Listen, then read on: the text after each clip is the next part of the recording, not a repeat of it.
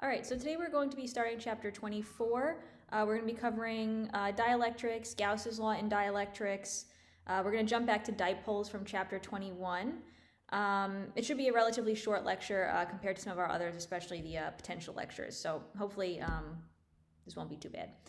So first, like I mentioned, I want to jump back to dipoles. So we're going to jump back to dipoles from chapter 21.7 or section 21.7. Now that we understand the electric field and the electric potential a little bit better, we can understand dipoles more. So what is a dipole? So a dipole is just two equal and opposite charges that are separated by some distance d. So a physical dipole that we have in the real world will always have a negative charge and a positive charge. They have the exact same magnitude, and they're separated by some distance d. And typically that distance is going to be very small because you want your two charges to be close together. So we can also talk about a perfect dipole. So like in idealized situations, you'll have a perfect dipole where your separation between your point charges actually goes to zero. Now, obviously in real life, we don't have this because since they're point charges, that means you have 2 point charges on top of each other at the same point, and we can't have that. So obviously that doesn't happen in real life, but we can get pretty close to it.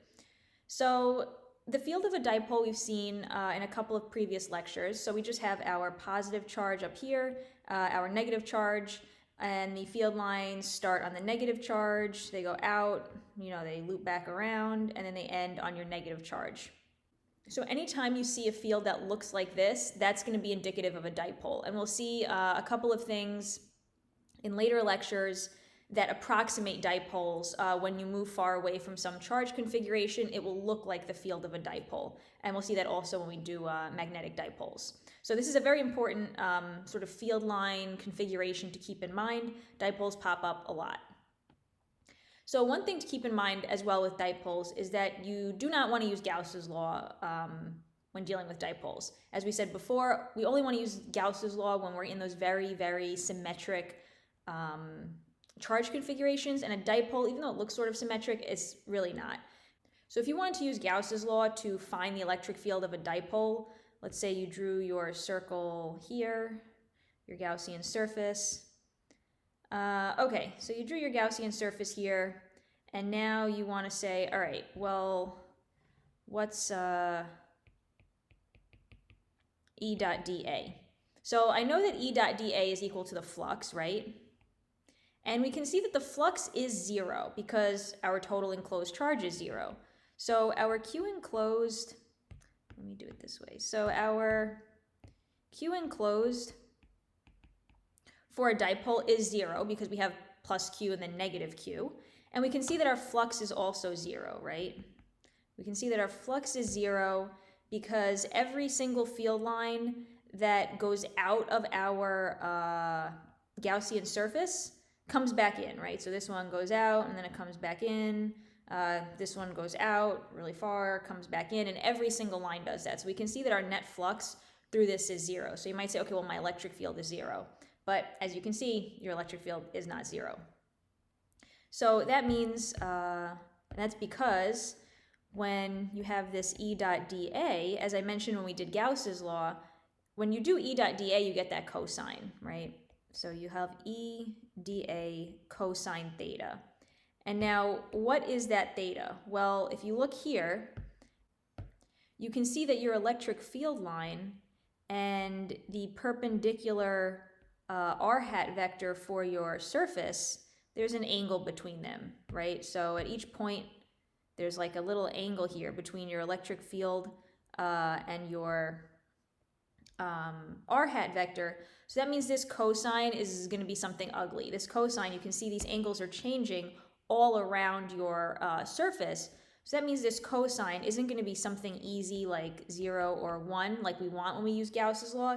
It's going to be some function that changes as you move around your sphere. So that's obviously not a case where you want to use Gauss's law to find the electric field. Now, to reiterate, Gauss's law is still true in this situation. So if you actually did know the cosine of every single angle here and you integrated that, you would get 0. But that wouldn't be an easy integral to do, and it definitely wouldn't help us figure out the electric field. All right, so let's talk about how we quantify dipoles. So when we talk about dipoles, we define them with a dipole moment. A dipole moment just describes the relationship between the magnitude of the charge on your 2-point charges and the distance between them. So we define the dipole moment, it's a vector quantity. So the dipole moment is a vector, and then it's given by the magnitude on the two charges times the distance between them.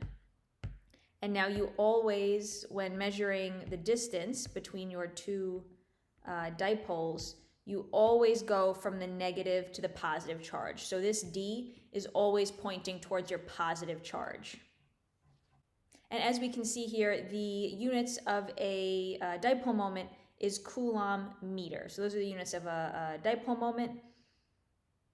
And now let's talk about what a dipole will do in an electric field.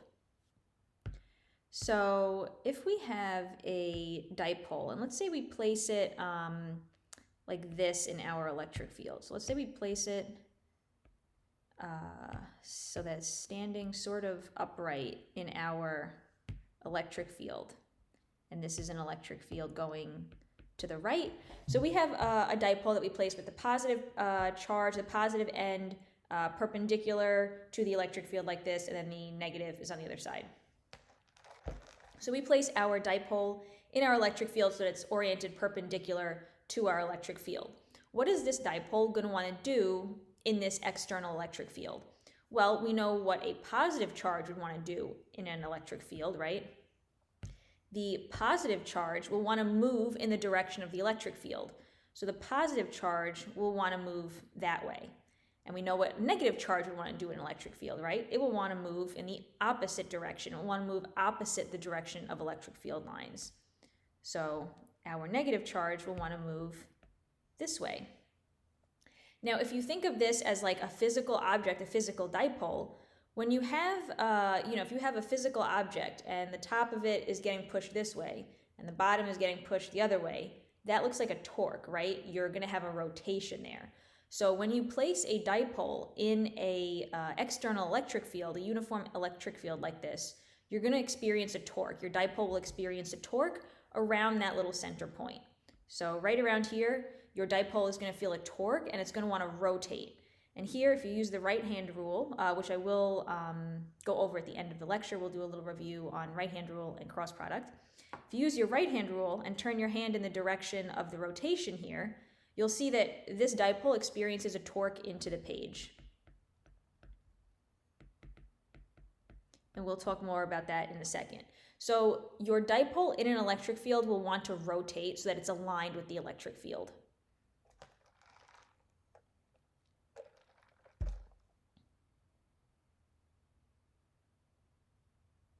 So just a reminder, torque, normally, when we had torque is given by the distance times the force. In the case of a dipole, our torque is given by the dipole moment cross the electric field. And remember also that cross product you can write as the sign between two angles. So if we had our dipole moment, let's say oriented that way, and our electric field was oriented this way, we could find the cross product by just taking the sine of that angle and the magnitude of our two vectors. But we're going to go over all this at the end. So this is the torque that a dipole will experience in an electric field. Now it's very important again to realize that this electric field is an external uniform electric field. So this is not the electric field due to the dipole itself. This is some external electric field, caused by some other charge configuration. And now we can also talk about the electric potential energy of a dipole in an electric field. So when a dipole is oriented some way in an electric field, there'll be a potential energy associated with its position, with its orientation. And this is given by the dot product of the dipole moment and the electric field. So we dot the negative of the dipole moment into the electric field. And we can also rewrite that as the cosine between those two angles, the vectors, sorry. Okay, so let's get a little bit more conceptual understanding of what's going on here. So let's say I have a dipole that's oriented, like we just saw, along the same direction as the electric field. what torque and potential energy will be associated with this setup. So let's look at the potential energy first. So the potential energy we said is negative P dot E, which we can write as negative P E cosine theta, where that's the angle between them. So what is the angle between our dipole moment and our electric field? Well, they're in the same direction, right? Because we said our dipole moment points in the direction of the positive charge, and our electric field is also in that same direction in this case. So this is our electric field. So here, in this case, our angle is 0, which is just 1. The cosine of 0 is 1. So we get negative PE. So whatever the magnitudes of the dipole moment and the electric field are, the potential energy in this case is just negative P times E. And this is actually going to be our minimum of potential energy.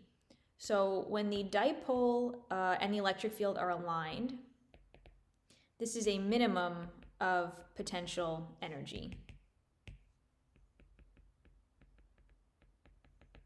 And we can see that if we plot U versus cosine. So if we were to plot negative PE cosine theta, it's obviously just going to look like a cosine graph since that's our only variable here, but it's negative. So it will be like an inverted cosine graph. So that will sort of look like that. And this is 2 pi or 360. And then we're at 0 degrees here. So that means we're right down here, which, as you can see, is a minimum of our potential energy graph. But what about the torque? So let's look at the torque on this situation. So the torque here, the torque we said is given by, we'll write it as a sine, is P E sine theta. Whether you call it theta or phi, it doesn't really matter. So this is PE. So PE, and then sine of 0 degrees is 0. So we have times 0. So that gives us 0. So our torque is 0 in this case. And that makes sense because once our dipole is aligned with the electric field, there's nothing else to rotate it, right? The positive charge is as far that way as it can get. Our negative charge is as far in the other direction as it can get. And they don't want to go in any other direction. They're perfectly aligned with the electric field now.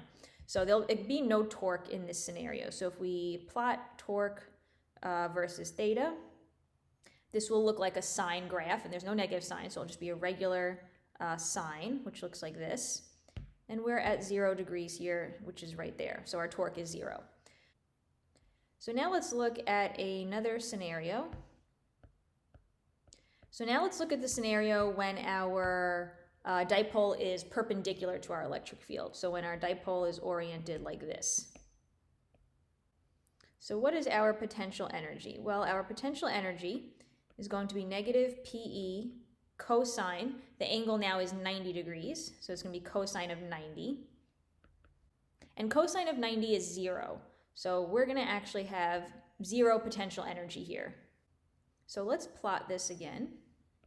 So we've got U versus theta. We have a negative cosine graph like that. And this right here is going to be 90 degrees. So this is our 0 of potential energy. Now you can see here that just because our potential energy is 0, that doesn't mean it's a minimum, and it's clearly not a maximum yet either. So all our 0 here means is that our potential energy is just halfway between our minimum and maximum, as we'll see in the next example. So this is our 0 of potential energy. Now let's look at our torque. So our torque will be PE sine of 90. Now sine of 90 is 1. So this will just be PE. So let's plot this and see what it looks like. So our sine graph looks like that, and we're at 90 degrees, which is right here at the peak. So we're actually at maximum torque now. So this is our maximum torque. So a dipole will experience the maximum torque when it's perfectly perpendicular to that electric field.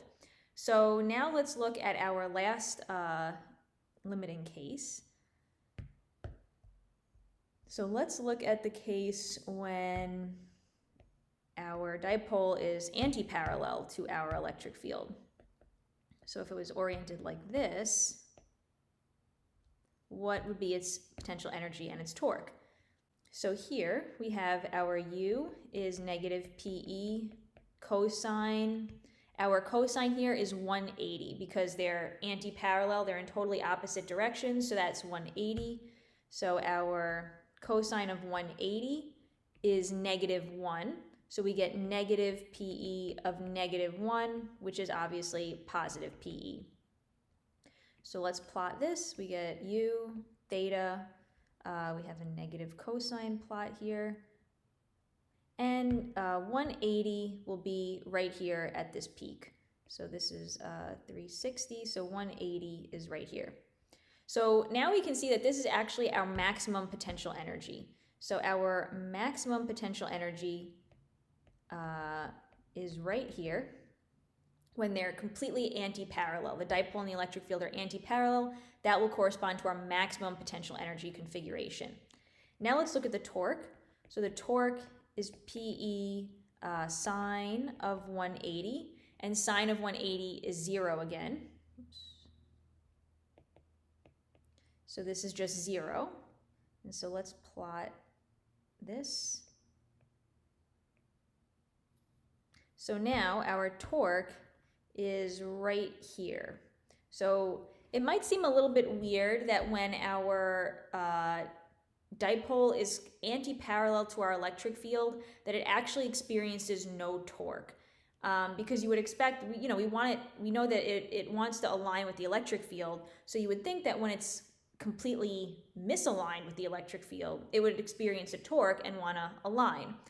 But the reason that it actually experiences no torque here is because this, if you look at the potential energy graph, this point here at 180 is a maximum of potential energy, but it's an unstable maximum. So what that means is that if you imagine like a little ball rolling up and down this hill, it will want to roll to where the potential energy is the lowest. It'll want to roll down here to a valley. That's why, we always want to be in our lowest energy configuration. But if it's right up here, it can sort of balance on that little hill and it can stay there. But if it experiences any kind of like little force or perturbation in either direction, it will roll off down the hill. So this is an unstable maximum. So even though it experiences no force at this point here, any little perturbation to either direction will cause it to roll off this hill, experience a torque, and align itself with the electric field.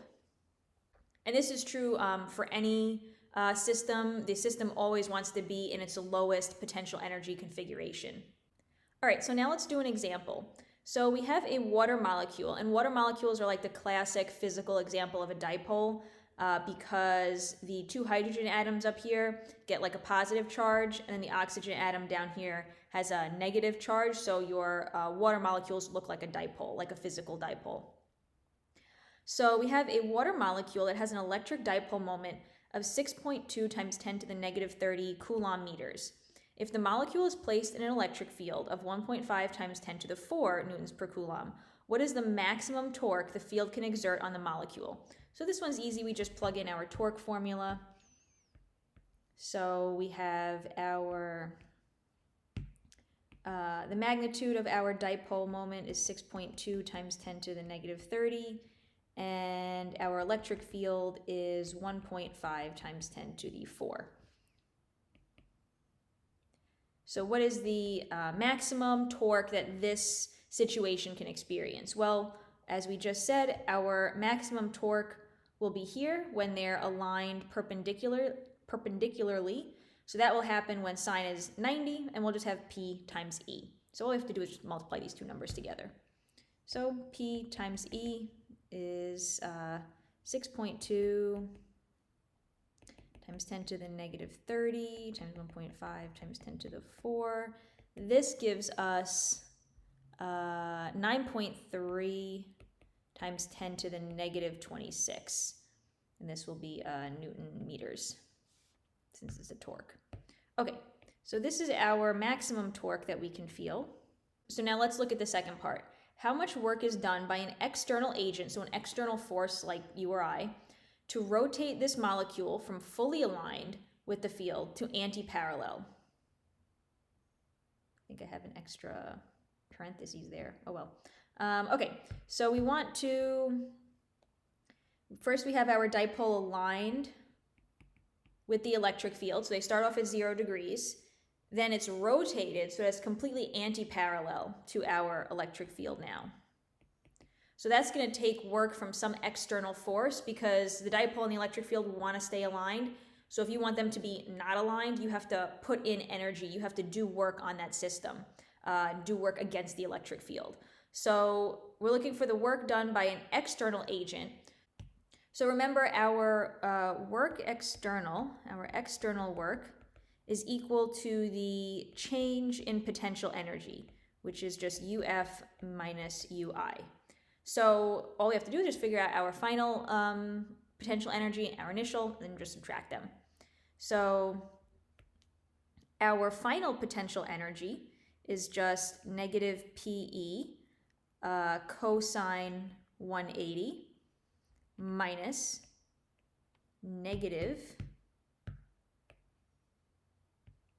minus a negative PE, so it'll be plus PE of cosine 0. So cosine of 180, remember, is negative 1. So this is a negative 1 here. So now we actually have a negative PE times a negative 1. So we get PE and then plus PE times cosine of 0, which is 1. So we get PE plus PE, we get 2 PE. So the work done by the external force is just twice the potential energy at that maximum position when they're anti-parallel. So all we have to do is just 2 times these two numbers now, the 6.2 times 10 to the negative 30, and then 1.5 times 10 to the 4. So this comes out to 1.9 times 10 to the negative 25 joules.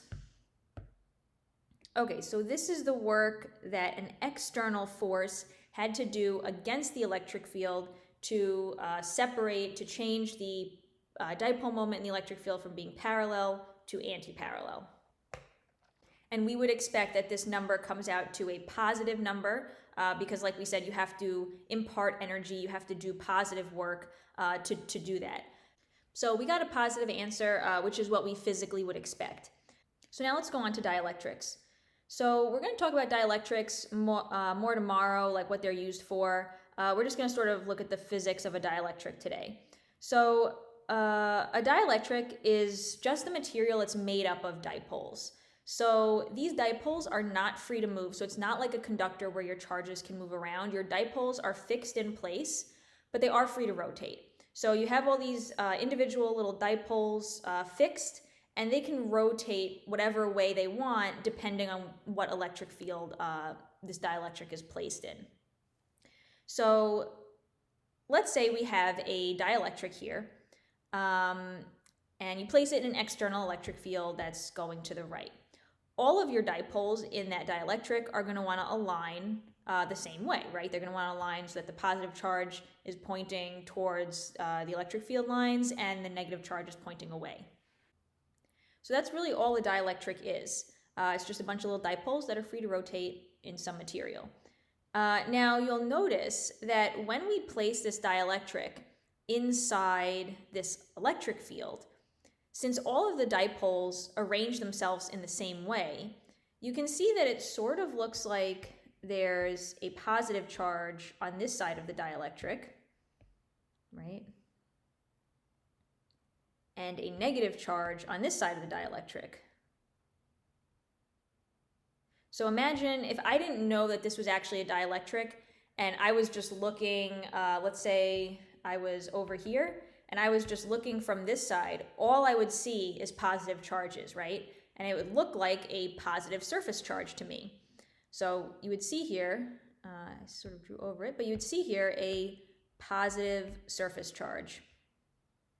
Now, if instead you're on this side of the dielectric, you're going to see what looks like a negative surface charge, right? So over here, it's going to look like there's a negative surface charge. And we call those bound or induced charges. So your book calls them induced charges, so we'll call them that. We'll put a little subscript I for induced charges. You'll also see them called in other books, they're called bound charges. I personally prefer to call them bound charges because bound specifically refers to this physical phenomenon in a dielectric, whereas induced charges, we saw you can induce a charge like in a conductor and stuff. So bound charges is usually what we refer to when we're talking about dielectrics, but either way for now is fine. So we'll call them induced charges since that's what your book uses. So we'll see more tomorrow why this is important, because once you place a dielectric in an external electric field like this, the dipoles will align, and they'll all align, sort of in the same direction in the cases we'll look at. And then that alignment of all of these positive charges and negative charges all facing the same way will in turn create its own electric field. So we'll sort of have this like cascade effect of electric fields, and that's partly why dielectrics are super important and used in a lot of electronics. So we'll see that more tomorrow. All right, so how do we quantize a dielectric? So dielectrics, we characterize them by their dielectric constant. So that's given by K. And this is why I mentioned before, when you do K as 1 over 4 pi epsilon naught, just be careful that we don't get our K's confused here. So the dielectric constant is denoted by K. In a vacuum, K is always equal to 1. And then all other values of K that we see are going to be larger than 1. So K is always either 1 or greater than 1. And we can also characterize dielectrics by their permittivity. Now, their dielectric constant and the permittivity are related to each other. So if you just take the permittivity of free space, which we were calling our electric constant, epsilon naught, if you just take the permittivity of free space and multiply it by the dielectric constant, that will give you the permittivity of the dielectric. And you can think about permittivity as how easily electric field lines can permeate a space. So how easily can they permeate a vacuum? You use the permittivity of free space. How easily can they permeate inside some material like a dielectric? You use the permittivity of that dielectric. And be really careful when we're doing dielectric problems. Be really careful to make sure, are they giving you the dielectric constant, which is K, or are they giving you the permittivity, which is K times epsilon naught? So be very careful of that because problems will use both. So now let's talk about Gauss's law in a dielectric. So Gauss's law in a dielectric is actually really easy. It's the exact same thing we did Gauss's law in a vacuum, except we replace epsilon naught by just epsilon. So all we've done is just replace epsilon naught with K times epsilon naught, which is our permittivity epsilon. So we'll do some more problems with dielectrics with Gauss's law in a dielectric tomorrow, but this is really the general gist of it. You just replace epsilon naught, and that's really it. So let's do a simple example with a parallel plate capacitor. So for this problem, we have, So for this problem, we have a positive charge on our top plate, let's say, and a negative charge on our bottom plate. And remember, a capacitor is just two equal and oppositely charged. We can think of them as infinite plates for now. So we have our positive and negative surface charge on each plate. And now we insert a dielectric between the plates. So we insert a dielectric into here. So this space is filled with a dielectric. And this dielectric has dielectric constant K. So we've got dielectric constant K in here. What is the electric field between the plates? So our Gauss's law in dielectrics will be Q enclosed over epsilon. All right, so our electric field we know is going to be 0 outside both plates. So let's draw a little Gaussian cylinder over this plate. You can draw it over the other plate too if you want, it doesn't matter. So let's look at our integral. So we're going to have no contribution on this surface of the integral, right? Because there's no electric field up here, so there's no flux, there's nothing going through this surface up here. So this surface is going to have no electric field contribution. Then the sides of our cylinder, once we're inside the dielectric and inside the capacitor, this will also have no contribution because we know that our electric field will be going straight down from the positive to the negative plate. So this dot product of the surface vector and the electric field will be perpendicular, so that dot product will be 0. So the only contribution we're going to get for our Gauss's law here is from this bottom side of the plate. So that will be going in the same direction as the electric field. So we'll have E times whatever the area of this little bottom surface of our cylinder is. So we'll just call that E times A. And then what's our charge enclosed? Well, our enclosed charge is just sigma times whatever area is enclosed in our cylinder right there. So that's going to be A also. So our enclosed charge will just be sigma times A over epsilon now.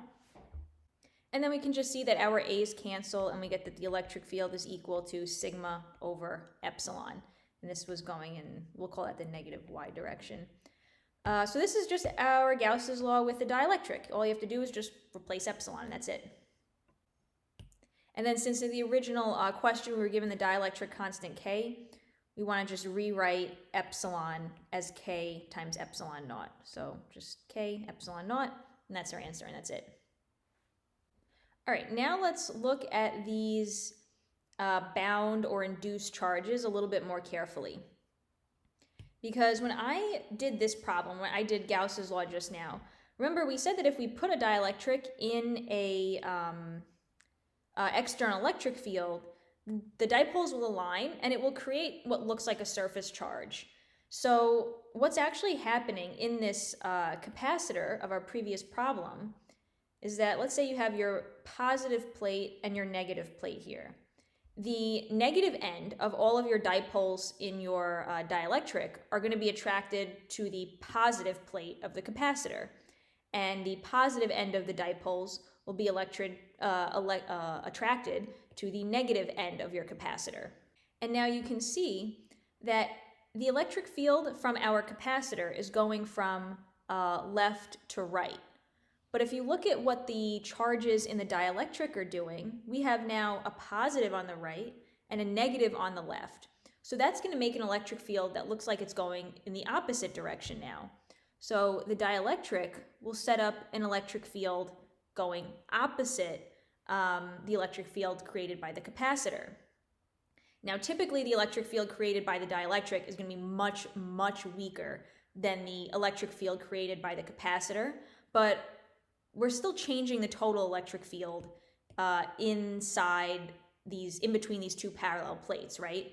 And that's basically why we replaced epsilon naught with epsilon. You can see here, if K is always greater than 1, this electric field with the K here will always be less than the electric field without the K, right? So if I have an electric field between my capacitor and I'm in no dielectric, I'm in a vacuum, this will be my electric field, right?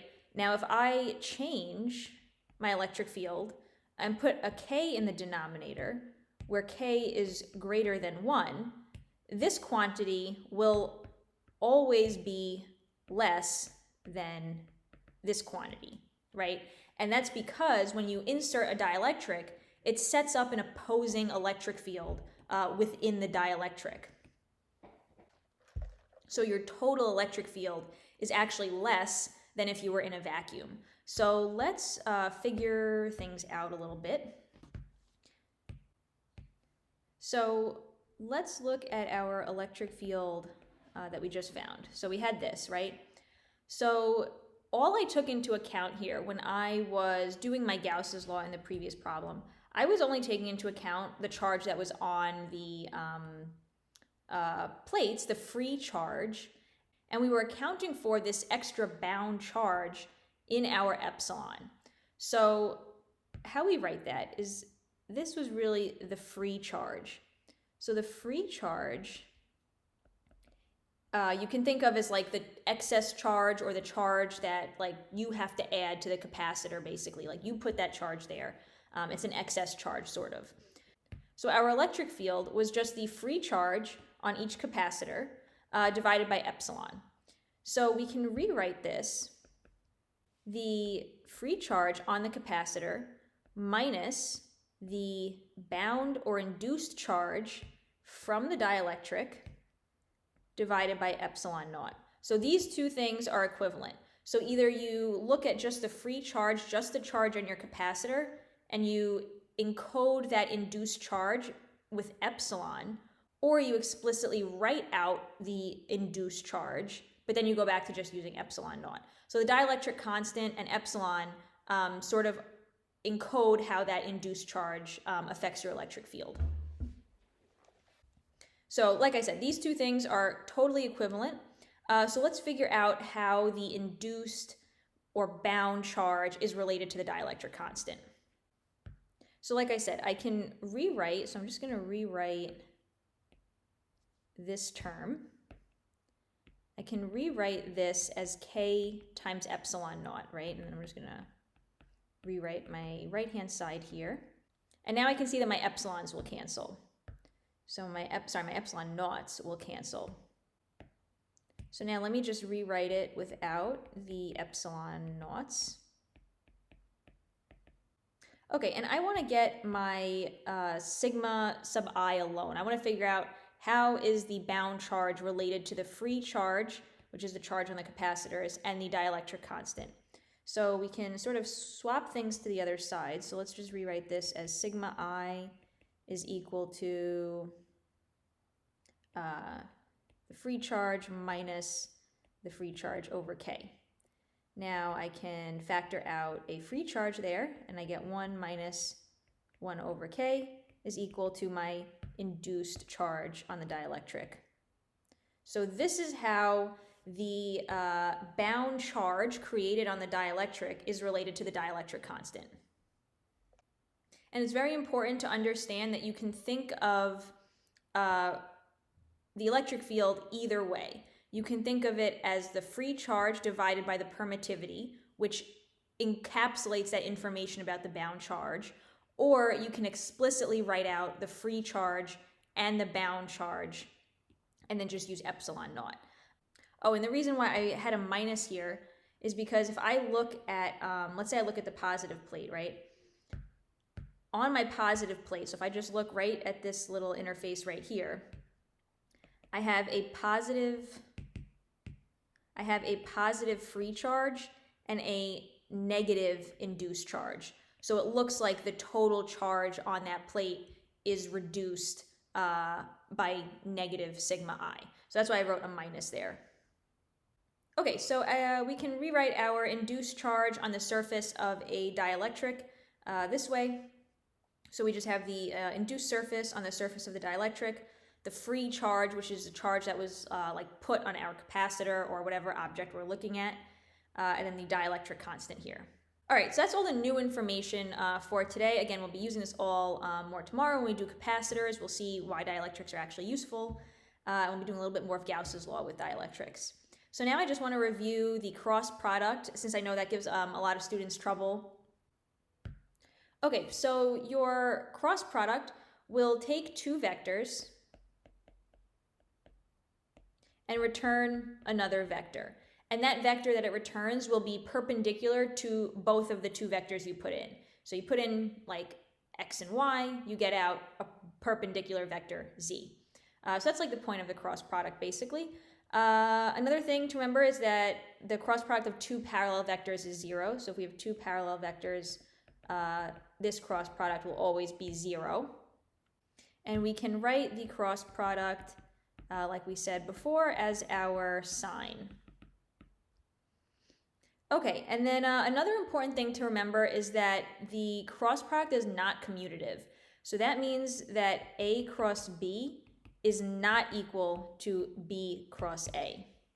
And in fact, they differ by a negative sign. So if you're not careful with what order you do your right-hand rule, what order you do your cross product, you'll get an extra negative sign, and that will obviously mess up the rest of your problem. So be really, really careful that you get the order of your vectors right in the cross product.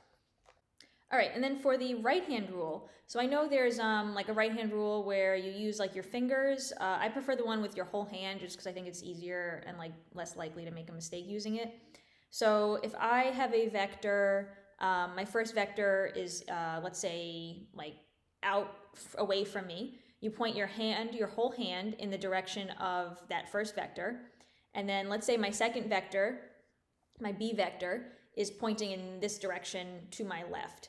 So then I just turn my fingers in the direction of my second vector, and my thumb points in the direction of that third vector. So I prefer doing the right-hand rule like with my whole hand. Obviously either way you do it is fine. And now I know it sounds obvious, but be really, really careful when you're doing your right-hand rule that you actually use your right hand. When I was taking intro physics, I would write with my right hand and then do my right-hand rule with my left hand and kept getting the wrong answer. And it took me a little while to realize that it was the right-hand rule for a reason. So make sure that you actually use your right hand, especially on exams when you're like nervous and trying to do things quickly. So, okay, that's our right-hand rule. Now a simple like trick for calculating the cross product is this little like circle. So if I have I hat, J hat, K hat, I cross J will give me K hat. J cross K will give me I hat. K cross I will give me J hat. So you can go around this little circle clockwise, and you'll get the cross product of those vectors. And then if you go backwards, you just introduce a negative sign. So if you do I hat cross K hat, you get negative J hat. K hat cross J hat, negative I hat, and so on. So, okay, those are the basic things about cross product, and then just how to calculate a cross product if it's not something easy like just I hat cross J hat.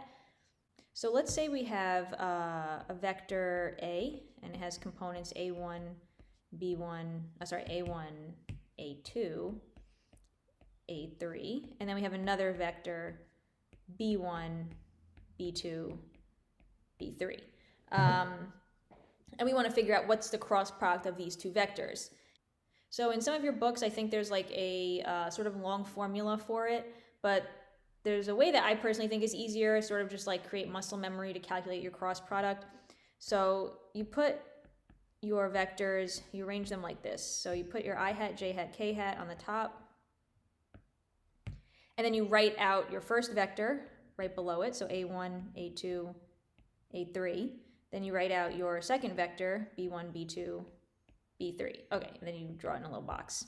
So the cross product of this, you start with your I hat column. So you have I hat, and then you sort of cross out the column and row that I hat is in. And then you look at the remaining columns and rows, and you multiply these two together, and then subtract it from these two multiplied together. So you do I hat times A2 times B3 minus A3 times B2. And that's your your I hat component now of your cross product. Then you go on to the J hat. But J hat has a negative sign. So you do minus J hat, and that's the only one with a negative sign, so just accept that there's a negative sign there. Then you cross out your row and column that involves J hat, and you do the same thing. You do A1 times B3 minus A3 times B1. So I have A1 times B3 minus A3 times B1. And then you do plus your K hat component now. So you go back to the pluses. And then you cross out the row and column that has K hat, and you do the same thing. A1 times B2 minus A2 times B1. So you do A1, B2 minus A2, B1. So I know that seems like a lot of work, but if you just practice a couple times, like literally just do like 5 practice cross products, you'll just sort of get muscle memory and be able to do it. So that way, no matter what type of cross product you're given on an exam, you can solve it. Okay, so... All right, so that was it for today. Like I said, tomorrow we'll finish up chapter 24, and that's it. I'll see you guys then.